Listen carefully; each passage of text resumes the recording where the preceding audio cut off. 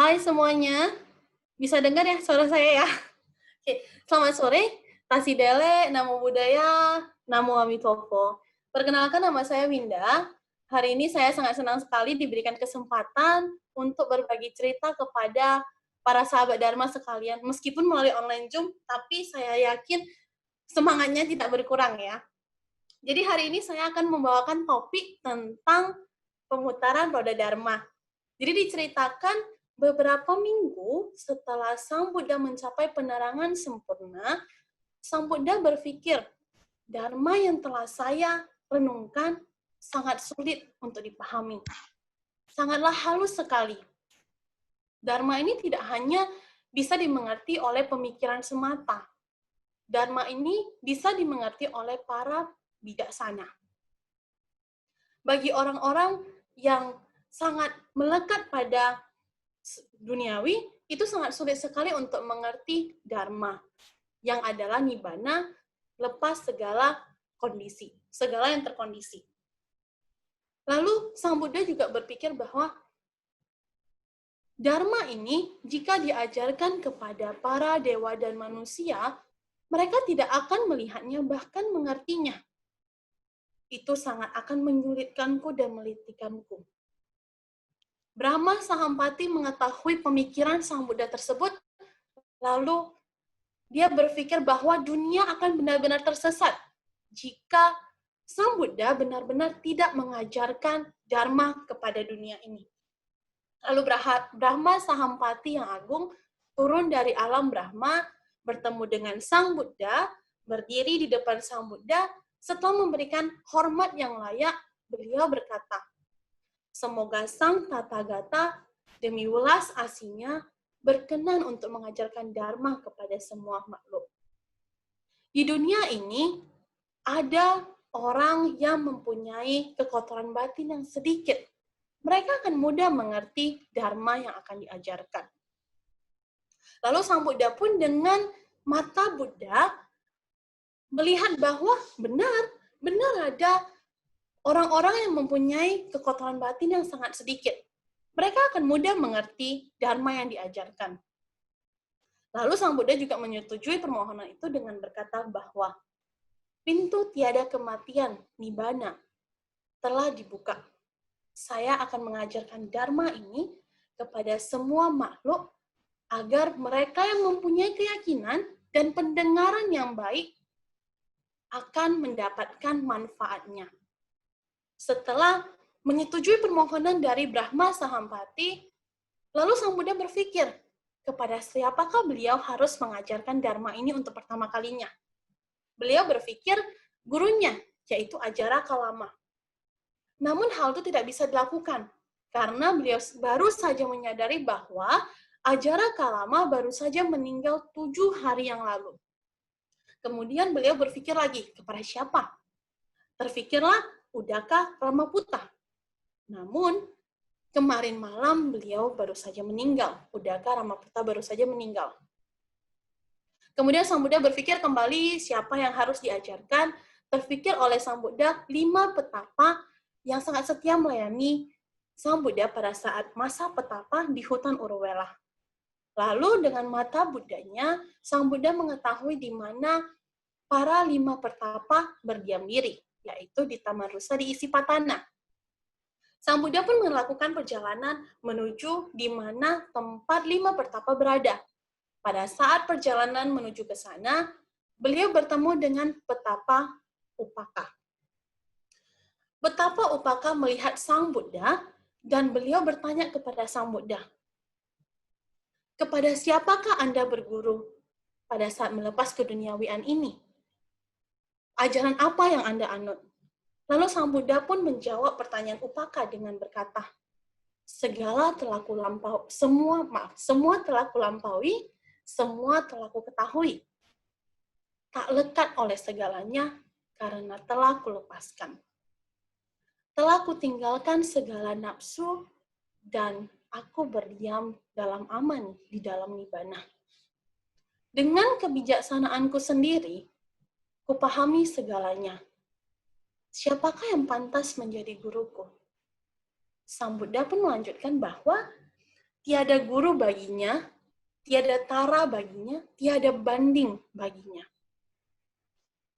Lalu mendengar jawaban dari Sang Buddha, Upaka bertanya kepada Sang Buddha, jadi apakah menurut Anda adalah penakluk tiada banding? Atau penakluk tiada tara? Sang Buddha pun menjawab bahwa penakluk tiada tara seperti saya adalah penakluk yang telah memadamkan kekotoran batin, memadamkan kemarahan. Itulah penakluk tiada tara. Lalu setelah mendengar jawaban dari Sang Buddha, Upaka pun mengangguk-ngangguk, lalu berjalan, dan Sang Buddha juga melanjutkan perjalanan menuju tempat 5 pertapa. Pada saat Sang Buddha mau tiba, para 5 pertapa melihat dari kejauhan dan saling berkata bahwa mereka menganggap petapa Gotama yang dulu yang mereka kenal sudah menyerah, sudah tidak lagi berjuang, dan bahkan mereka bersepakat untuk tidak mau bicara dengan Sang Buddha, bahkan tidak mau menghormatinya.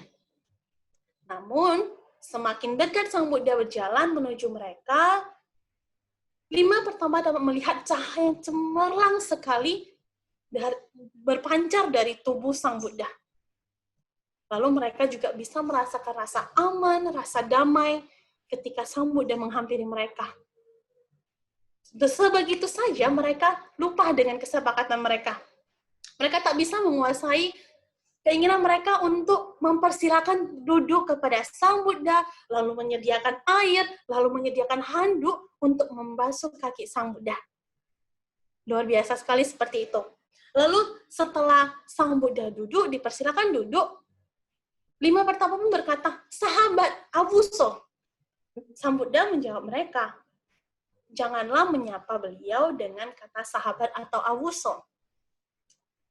Sang Buddha berkata kepada mereka bahwa Sang Buddha telah mencapai tingkat pencerahan sempurna, sudah tercerahkan sempurna, dan beliau akan mengajarkan Dharma kepada 5 pertapa ini. Dan 5 pertapa ini sebanyak 3 kali bertanya kembali kepada Sang Buddha, apakah beliau benar-benar telah tercerahkan dengan sempurna? Dan sebanyak itu juga Sang Buddha menjawab mereka dengan jawaban yang sama. Lalu pada akhirnya Sang Buddha juga berkata kepada mereka, Pancawagya, sepengetahuan kalian, pernahkah saya berkata seperti itu? Mereka menjawabnya, tidak. Dan seperti itulah mereka diyakinkan oleh Sang Buddha. Kemudian pengajaran atau pemutaran roda Dharma oleh Sang Buddha, Dhammacakkappavattana Sutta, Sang Buddha mengajarkan kepada mereka bahwa tentang keberadaan 2 ekstrim, 2 jalan yang ekstrim, yaitu pemanjaan diri dan penyiksaan diri. Serta Sang Buddha juga mengajarkan mereka apa yang harus dihindari dalam melepas keduniawian. Kemudian Sang Buddha juga mengajarkan kepada mereka tentang 4 kesunyatan mulia. Lalu juga menunjukkan kepada mereka tentang praktik jalan utama, atau yang biasa kita kenal sebagai jalan utama berunsur 8. Lalu pada saat di tengah-tengah pembabaran Dharma, Kondana terbersit pikiran seperti ini. Segala sesuatu yang muncul akan lenyap juga. Dari sanalah Kondana menembus arti dari 4 kesunyatan mulia ini. Dan pada saat itu juga Kondana mencapai tingkat kesucian Sotapati. Kemudian dia juga melakukan permohonan kepada Sang Buddha untuk ditahbiskan lebih lanjut menjadi biku. Dari sanalah Kondana adalah sebagai biku pertama Buddha Sasana. Kemudian ketika 3 petapa lainnya menerima dana makan, 2 petapa yaitu Wapa dan Badia, mereka diajarkan oleh Sang Buddha tentang Dharma, dan mereka juga mencapai tingkat Sotapati. Sama hal seperti Kondana, mereka juga memohon kepada Sang Buddha untuk ditabiskan lebih lanjut di bawah bimbingan Sang Buddha. Lalu kemudian keesokan harinya, 2 petapa lainnya, Mahanama dan Asaji, mereka juga mencapai tingkat kesucian Sotapanna. Kemudian mereka juga melakukan permohonan untuk ditahbiskan lebih lanjut menjadi biku.